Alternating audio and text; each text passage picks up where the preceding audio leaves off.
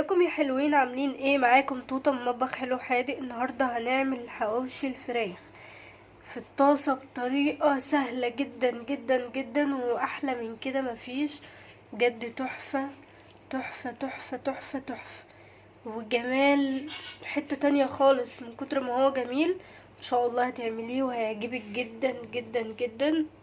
يلا بينا نبتدي. لو اول مرة تشوفينا اشتركي في القناة وفعلي لنا زر الجرس عشان يوصلك كل جديد، وعرفونا بنفسكم في التعليقات تحت، واعملوا احلى لايك. يلا بينا نبتدي. دلوقتي معانا البانيه بتاعنا على حسب الكمية اللي عندك. انا جبته وفرمته في الكبة بالشكل الجميل ده، وبقى طري وجميل كده. ومعانا قرنين فلفل رومي، ومعانا 3 بصلات متوسطين ولا كبار ولا صغيرين، ومعانا 3 طماطميات ولا كبار برضو ولا صغيرين.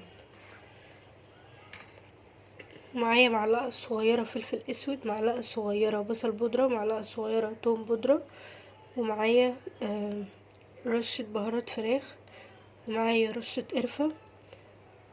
كله معالق صغيرة.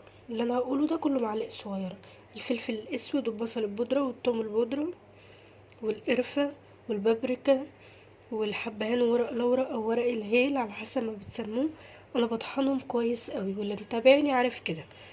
ومعايا مرقة دجاج، انتي هتجيبيها فورية او عادية، بس اهم حاجة تفركيها كويس قوي. دلوقتي هنجيب الكبة بتاعتنا. مطرح ما كنتي فرمة البانيه بتاعك او الصدور بتاعت الفراخ هنعمل.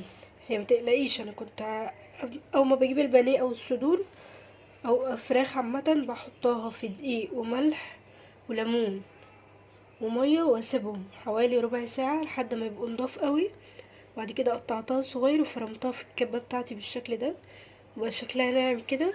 دلوقتي هنقطع الطماطم.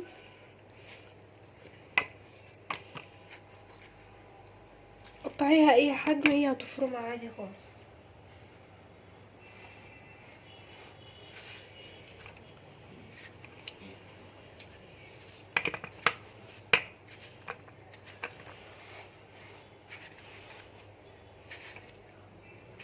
على مهلك طبعا انت بتعملي.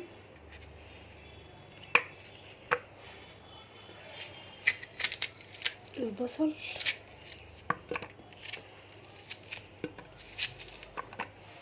والفلفل الرومي. انت لو الكبة بتاعتك تستحمل ممكن تحطيه بحاله، لكن انا بخاف عليها بصراحة، فبحب ان انا اقسم الحاجة نصين واقطعها بالشكل ده عشان تفرمولي جامد قوي.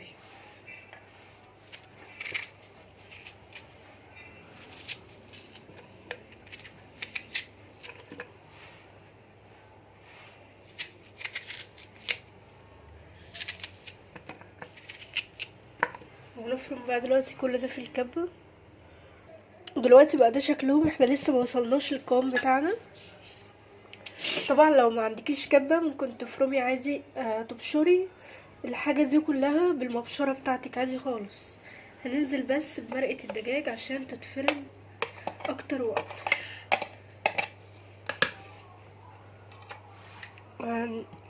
هنضربها تاني عشان توصل للقوام اللي احنا عايزينه. ده شكلها بعد ما وصلنا للقوام اللذيذ بتاعنا.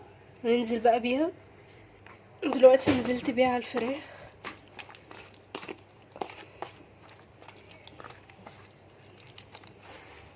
هننزل بالتوابل بتاعتنا.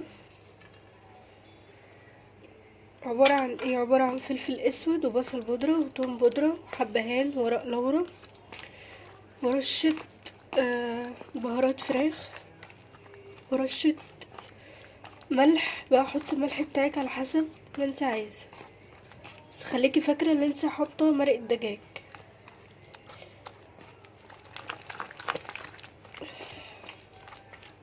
هندخلهم بقى التلاجة حوالي ربع ساعة، تمسك بقى في بعضها كده وتبقى لذيذة وجميلة. ودي اللي شكل اللحمة. بصي بعد ما قعدت ربع ساعة في التلاجة او في الفريزر بتاعك، بس انا بفضل التلاجة عشان الفريزر هيجمدها. بصي بقت ماسكة في بعضها كده، بجد جميلة قوي، بسم الله ما شاء الله. احنا دلوقتي معانا ايه؟ معانا العيش بتاعنا زي ما بقولك دايما، زي ما قلنا في الفيديو اللي فات بتاع الحواوشي. قلنا ايه؟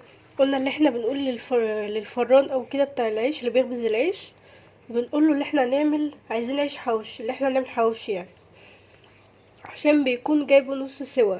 فاهمه ازاي؟ وهو بقى بالشكل الجميل ده هنفتحه مع بعض. انت كنت تفتحيه بمقص باي حاجه، انما انا بحب اعمل الحركه دي. يا ايه يا توته الحركه. بصي بصي بصي، افتحيه من فوق كده. لو مش هتعرفي وهتربدي الرغيفه وهتقطعيه، اعملي ايه؟ افتحيه بمقص، اسهلك واحسنلك اللي يريحك. ودلوقتي هنجيب بقى شويه زيت.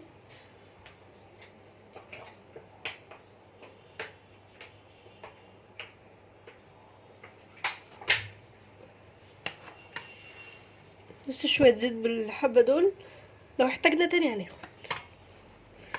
انت ممكن تعملي بايدك او بفرشه، انا بصراحه بفضل ايدي عشان بحس ان هي ايه يعني كل نقطه زيت بتوصل في رغيف.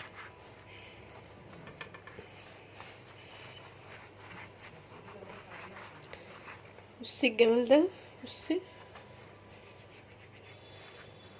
دلوقتي بقى هناخد، انا هملى على طول يعني، مش هسيب العيش على جنب والكلام ده، لا احنا هنملى على طول الرغيف.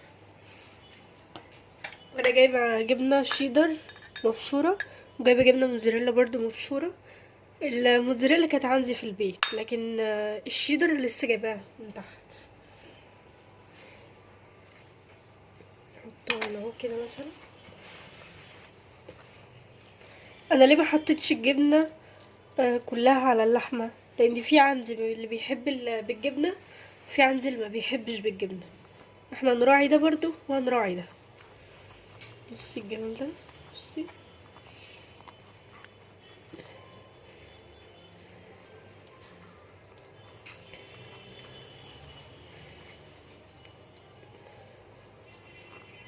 جربيها وان شاء الله ان شاء الله هتعجبك جدا. هكون عند حسن ظنكم. عذرا على صوتي بس تعبانه شويه.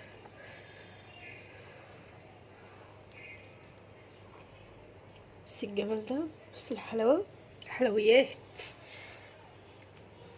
انا مش هحط الشيدر دلوقتي ولا هحط موتزاريلا دلوقتي، نركنه بقى على جنب. وهعمل بقى بقيه الرغيفه بتاعتي.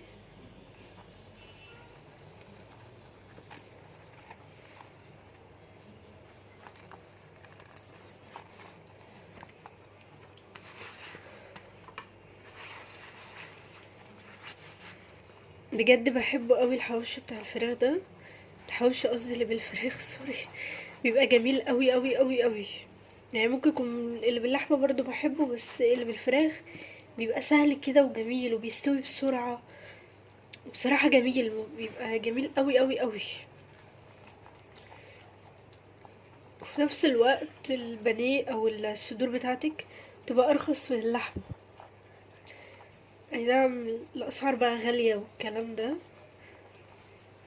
بس البانيه ايه ارخص من اللحمه. يعني هتجيبي كيلو لحمه ب160 جنيه، ولا هتجيبي بانيه مثلا ب90 جنيه، او صدور مثلا تجيبي فرخه وتقومي خليها ب90 جنيه. اكيد الفرخه طبعا. بصي الجمال.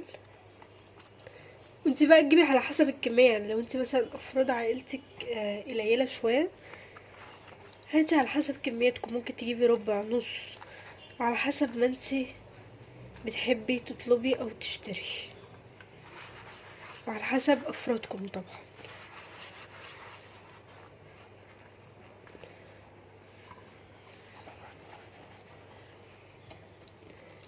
نعمل بقى الرغيف ده مع بعض واخلص كميتي ونرجع مع بعض تاني.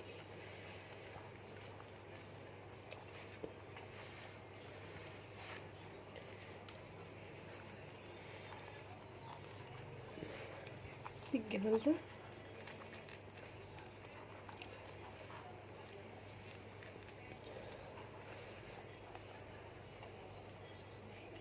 بصي حلويات. خلص بقى كميتي ونرجع مع بعض. ده شكله بعد ما عملناه كله. دلوقتي بقى احنا حاطين ايه، حاطين طاسة على نار واطية. معانا طاسة على نار واطية، بصي حطيت فيها زيت بالشكل الجميل ده. هننزل واحدة واحدة.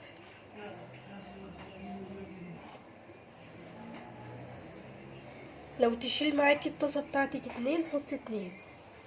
انا ممكن تشيل فهعمل كده اهو، لان طاسة تفال عادي حتى الجناب بتاعتها بتسوي، فاهمة ازاي؟ بصي الجمال ده والحلاوة دي. على نار بقى متوسطة، نخلي النار تبقى متوسطة مش واطية.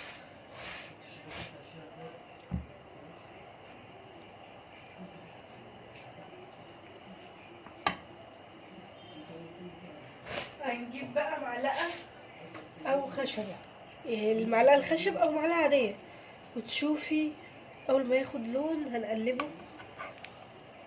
لسه ما خدش لون.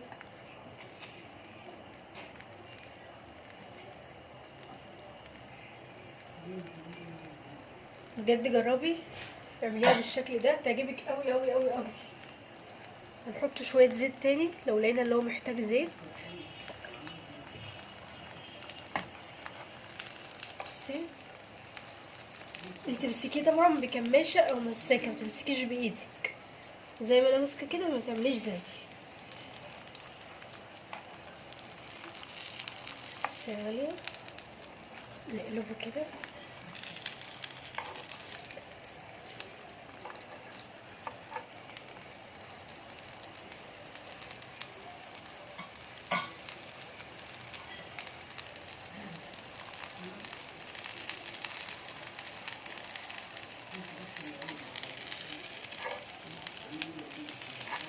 هنقلبه بقى على ظهره. بصي اهو، بصي الجمال. هو لسه ما خدش لون طبعا، بس ايه، لازم تقلبيه من فتره للتانيه. ممكن تستبدلي الزيت وتحطي مكانه زبده او سمنه، هيبقى طعمه تحفه.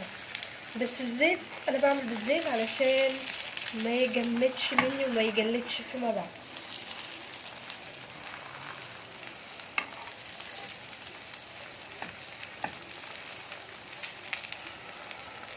كل ما يحتاج زيت حطيه.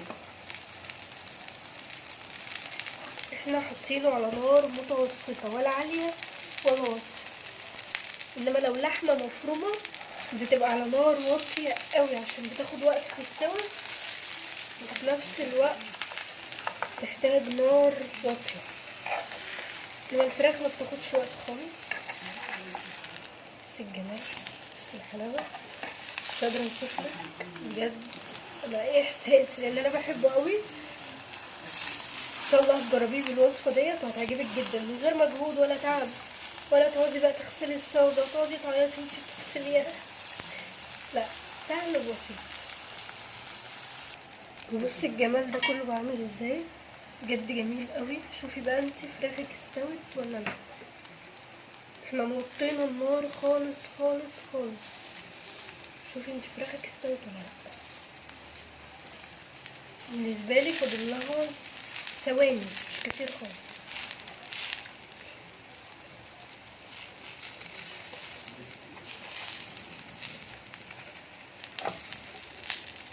كنت احط شويه زيت.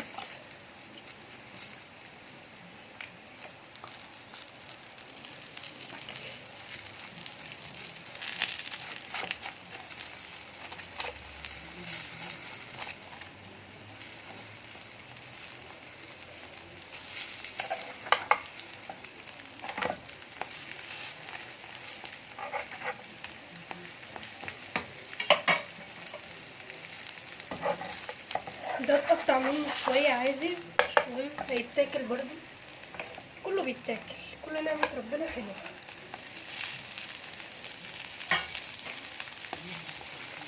انا بالنسبه لي كده خلاص، جميل جميل جميل جميل. هشيله بقى من على النار. مجهزين حله بالغطا بتاعها عشان يفضل سخن وجميل لحد ما نخلص الكميه بتاعتنا كلها. هننزل بقى بالباقي. هحط رغيف واحد كفايه قوي.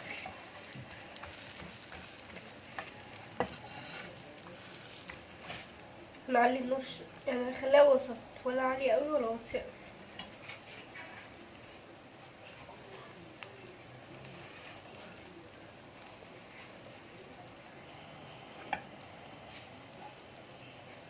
نحط شويه زيت،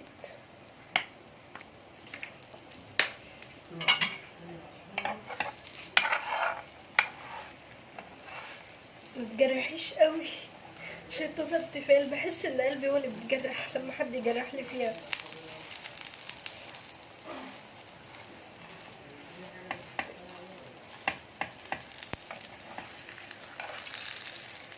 لسه ما خدش لون.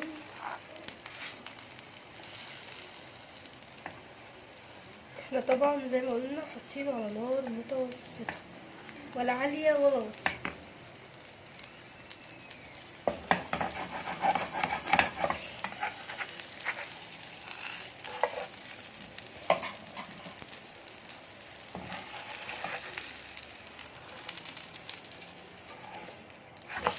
خلص بقى الكميه بتاعتي كله، خلص دوت واوريكم كله عشان وقت الفيديو.